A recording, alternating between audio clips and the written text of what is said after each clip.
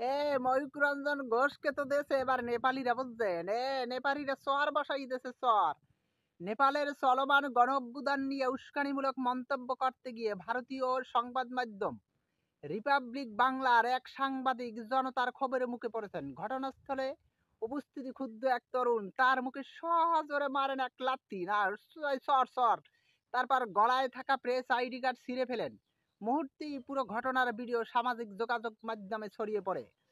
স্থানীয় সূত্র জানায়, ওই সাংবাদিক নেপালির সংবেদনশীল পরিস্থিতি নিয়ে নেতিবাচক ও ভিত্তিহীন প্রশ্ন ছুড়েছিলেন এবং দীর্ঘদিন ধরে চলমান এই গণ অভ্যুত্থান নেপালি সমাজে গভীর প্রভাব ফেলেছে।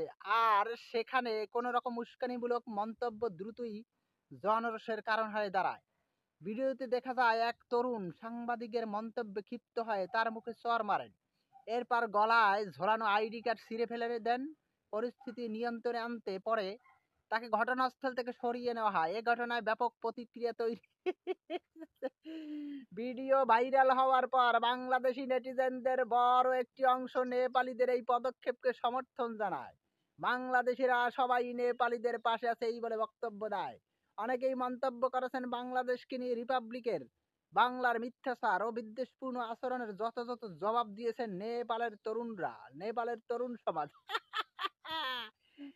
এইটাই যা বাংলাদেশের মানুষ করতে পারে না। আরে ভাই, বাংলাদেশের মানুষ কেমনে করবে, বুঝেন না? রিপাবলিক বাংলার তো কেউ আসে না বাংলাদেশ। আমি তো কইছিলাম যে ময়ূররঞ্জন ঘোষরে কইছিলাম যে আপনি একটু আইন বাংলাদেশ, একটু বেড়াইয়ে টেরাইয়ে যান, ঠিক আছে, ভালো মন সব দিই মানে আপনারে। কিন্তু আয় না, বুঝলেন, ডরের চোটে।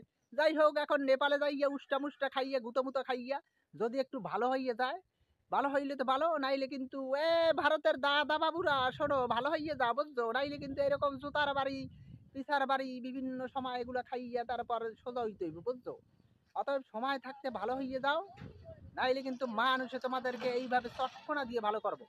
বিশেষ করে তোমাদের রিপাবলিক বাংলার এই যে ভণ্ডামি করে, এই ভণ্ডামিগুলো তাদেরকে বন্ধ করতে বলো, ওকে? ভালো থাকবা, সুস্থ থাকবা, ঠিক আছে?